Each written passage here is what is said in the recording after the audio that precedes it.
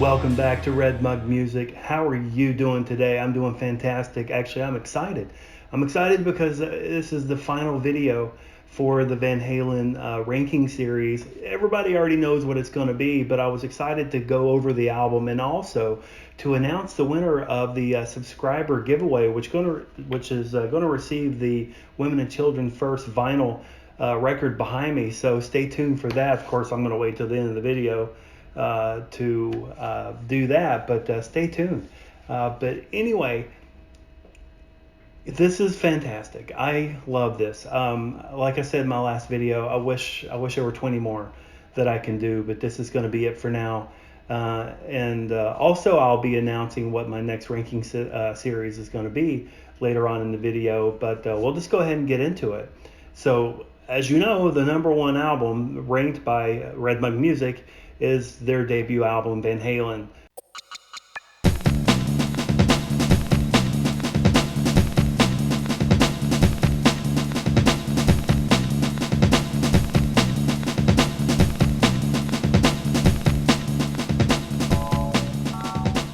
This album is absolutely phenomenal, and I bet you, based on, I know a lot of people that watch this video, and you know me, and you probably thought it was going to be 1984, and I can't tell you how hard it was not to give 1984 the top honor of this ranking series, because it is absolutely, it's one of my favorite albums. But when you listen to Van Halen debut album, or Van Halen 1 or VH1, you can't deny the awesomeness, and just every part of this album is absolutely fantastic. Actually, there's one song I'm not a fan of. So this album was their very first album that came out in 1978, and like I said, it was absolutely phenomenal. And I'll go ahead and get into the songs. The first song is Runnin' with the Devil. Now, the Runnin' with the Devil, to me, was an epic song. This was a great way. It's not as fast-paced as I like for songs or albums to start, but again, when it's Van Halen, it rocks enough that you don't know how slow it is. Actually, it being slow is actually kind of the appeal of the song. But this song is absolutely pure fire from beginning to end. It's one of the best Van Halen songs out there, and it sets the tone for the rest of the album. Or this one and the next song set the tone, so you know you're getting into something really good and something special when you hear Runnin' with the Devil. But did you know the very beginning that noise coming in, it kind of sounds like car horns, is actually car horns? And it's not just car horns, it's the band's car horns. But it sounds like they took them out and put them in a box and brought them into the studio and recorded them. And then when they played it back, they slowed it down and did some stuff to it. So that's what you're hearing at the very intro of the album, is car horns. They did this a lot live, and they did this a lot on the demos, which didn't really go over too well, but the producer thought it would be a good idea to start Van Halen with the car horns. So that's what that is. The second song is Eruption. Eruption is the first Eddie Van Halen solo ever to be on a studio album for Van Halen, and it was an unplanned track for the album. And Eddie Van Halen was playing the song to warm up, and he was overheard, and they're like, "Hey, let's record that and put that on the album. That sounds fantastic." And did you know that whenever he did play it, the version that made it to the album had an error in the beginning, and Eddie Van Halen, every time he hears that song, he notices it. So he's like, always thinks, I could have done better, which is phenomenal, because this is an iconic song. I mean, if you will, it's a very short instrumental, but everybody knows it. It's one of the best. So anyway, number 3 is You Really Got Me. Now, You Really Got Me is a Kinks cover that Van Halen covered, and it was actually the very first single that the record company put out, and they were kind of upset. It's like, it's a cover song, and this is the first single, but that's what they decided to do. But I love it. I love the song. It's one of the best. They made the song their own. They, the backing vocals, all that. I mean, it sounds like a Van Halen song. I mean, if I didn't know better, I would think it's a Van Halen song. All right, number 4 is Ain't Talking About Love. I absolutely love this intro by Eddie Van Halen. This I noticed when I listened to it, this song could have fit into Fair Warning really well. I think there's a lot of darker undercurrents to the song, so I think it could have fit in there pretty good. And this song was actually written on the same day as Bullethead. Bullethead on their most current album. It was written on the same day, but they never released Bullethead. But this song, it's a really good song. It's got a lot of punk sound to it, so it's really nice. And then you got I'm the One.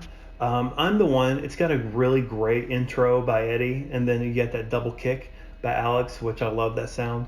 And you also have Michael Anthony singing these backups as usual, but you really hear it on the song. And it's got a great chorus, and it's just one of those songs where the whole band is just killing it. It's just one of those songs. And I love the solo where you hear Michael on the bass, and then the whole band sings a cappella, and they do it in harmony, so you kind of get that. And then they jump right back in. I mean, this is just outstanding. I love it. I love the a cappella sound. But then the sixth track is Wild Thing by Tone Loc. Wait, no. Oh, no, it's Jamie's Cryin by Van Halen.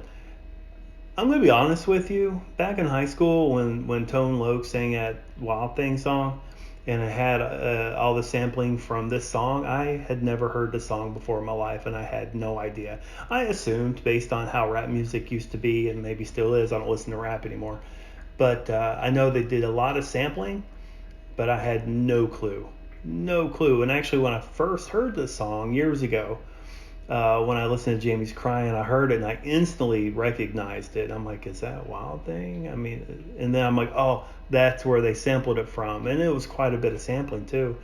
But it took me a long time to kind of erase Tone Loc from my memory and just listen to Jamie's Cryin every time I hear Jamie's Cryin, which was really tough. But it's got a great chorus with really good backing vocals. And I don't actually think the solo is the best that Eddie's done, but overall I love this song. It's fantastic. You're going to go listen to Tone Loc, aren't you? Anyway, the number 7 is Atomic Punk. Atomic Punk, it has a great intro with that rubbing effect, and I had to figure out what that was. But that's all he's doing. It's just a rubbing effect across the... I mean, it's not all he's doing, but that's what's making the majority of that sound. He's rubbing the strings with his hand. And really good riff. David Lee Roth sounds great on vocals. And did anybody notice that there's absolutely no backing vocal on this song? It's just David. He sings only. No Michael Anthony. No nobody. Did you notice that? Then we have Feel Your Love Tonight. Feel Your Love Tonight, more great riffs, fantastic vocals by David Lee Roth. But you can hear the overdubs whenever Eddie Van Halen does that fantastic solo. You can tell there's overdubs. But then the music cuts out to make way for like David Lee Roth and the backing vocals. Again, how much does this happen in Van Halen music? I don't really think it's a normal thing for them to just sing and not have like any music whatsoever. So it's kind of weird. Okay, the next song is Little Dreamer. Little Dreamer, here's another song where Dave is actually singing. Yes, David Lee Roth can sing. I don't know why we have that debate. He can sing fine. Just because he doesn't sing like Sammy Hagar doesn't mean he can't sing. He can sing. And here's another example of him doing that. So let's stop debating it. But this is a really nice, slower change of pace, like very chill song with a great guitar tone. I like the tone. And another really good riff as usual because Eddie Van Halen's really good at that. So Little Dreamer is a fantastic song. And then Ice Cream Man. The 10th track on the album is Ice Cream Man. I love this song. Now, if you didn't know, David Lee Roth plays the intro, the acoustic guitar intro. Now, this is a very simple, very basic bluesy type song. Actually, back when I was 9 or 10 or whenever it was, and I started taking guitar lessons back in Virginia, I remember this type of song that he's playing is the first song that I ever learned on a guitar. So it's that simple. And, I'm not trying to take away from David Lee Roth, but he's not a guitarist. at all. He's a performer. He's a frontman. He's a singer. It was tuned to E. Now, if you don't play guitar, if you play guitar, you know exactly what that means. If you don't play guitar, what happens is, if you take a guitar that's tuned perfect and you strum it, it's going to sound like garbage. It's just going to be a bunch of nonsense. It's not going to make sense. What they do is they tune all the strings to, if you put your fingers in a E formation, what happens is they'll tune all the strings, so when you strum it, it sounds like your fingers are in that E formation. And that's what they did for David Lee Roth. They would tune it to E. I think that's something Dolly Parton would do, and just, you can strum it and just run a finger up and down if you wanted to, and you can play pretty much any chord you want, So that's what they did for David Lee Roth, but it doesn't take away from the fact that this song is fantastic. Fantastic. As I was saying, slip there. But the song really gets good when Eddie Van Halen jumps in, and you know what I'm talking about. He and his electric guitar just go crazy. But that's when I really like the song. Again, it's extremely simple. It's got that blues sound. David Lee Roth gives a performance that's amazing. I mean, it's just a great song. Love it. And then the last song. Now, I wish Ice Cream Man was actually the last song on the album.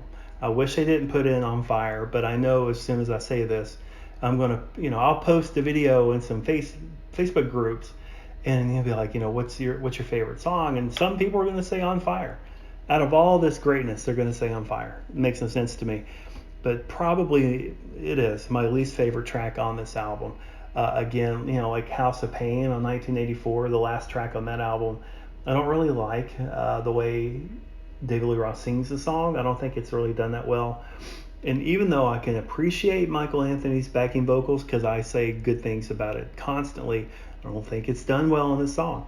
And also, I don't think I think the chorus was not that great either. And even the solo was just basic to me. I mean, I just not a fan of On Fire. The song to me was not on fire at all. So. But I can also see, speaking of guitars, I can also see it being really fun to play on a guitar. So you have that. So I imagine when I'm going to ask, what's your favorite song on the album, you're going to have some guitars going to say On Fire, because they like to play guitar and they like to play the song. So, but even though I didn't like that song that much, it still did not drag this album down. This album is on fire. This album is iconic. It's one of the best albums in rock history. It's the best. I love this album. But I mean, just as a final analysis, best Van Halen album. That's all I have to say. There's just, I mentioned in 1984 that I found it a little bit one-dimensional. And I didn't find this one one-dimensional at all, actually, when I scroll back through the songs. I mean, you have, the slower rockers like Runnin' with the Devil, and then you have songs like You Really Got Me, which is completely different. You have the solo on there, Eruption, Jamie's Cryin', Atomic Punk, Feel Your Love Tonight. You just kind of have a little bit of different types of flavor on this album. And then you have Little Dreamer, which is a slower paced song, and then you have Ice Cream Man, which is just fun. So all in all, this was just a really, really good album, and it can't not be their best album. So there you have it. That is it. That is 12 through 1 of Van Halen's worst to best albums. Okay, here's the moment you all have been waiting for. It's like, just shut up and say who won. So the winner of the subscriber giveaway is going to get the Women and Children First record. Now, I did this completely by random. I actually wrote down all the names every time. If you put it in 11 times, I wrote your name down 11 times. I assigned a number to every name. And then I downloaded a number generator. So I put it between 1 to 102 and pressed a button and got 24. 24 is a button. So let me go in and see who that is. I put everybody on a spreadsheet. Number 24 is going to be Shannon Brooks. Shannon Brooks is the winner of the Women and Children First album. Congratulations, Shannon, and thank you, everyone. All my subscribers, everybody that followed along and was part of this journey with me. I do appreciate it. I think it was so much fun. But Shannon, email me at redmugmusic@gmail.com with your address, and I'll have that on its way to you right away. I can't wait. I'm so excited about giving this stuff away. Actually, I'm so excited about giving stuff away. I mentioned this once before. I'll go ahead and mention what my next video series or my ranking series is going to be. By popular demand through this channel and from Facebook groups, I've decided to do Led Zeppelin.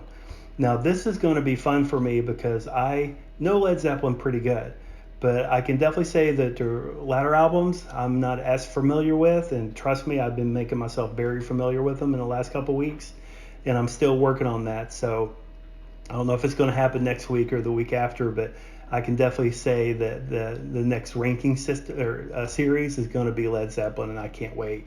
And at the end of that one, I'm going to have another record giveaway, and it's going to be a Led Zeppelin record. You can follow me at Red Mug Music on Instagram, facebook.com/Red Mug Music. Also, my new website, redmugmusic.com. Please subscribe, share, like, all the cool stuff you can do. And thanks for hanging out with me today, and I'll see you guys next week.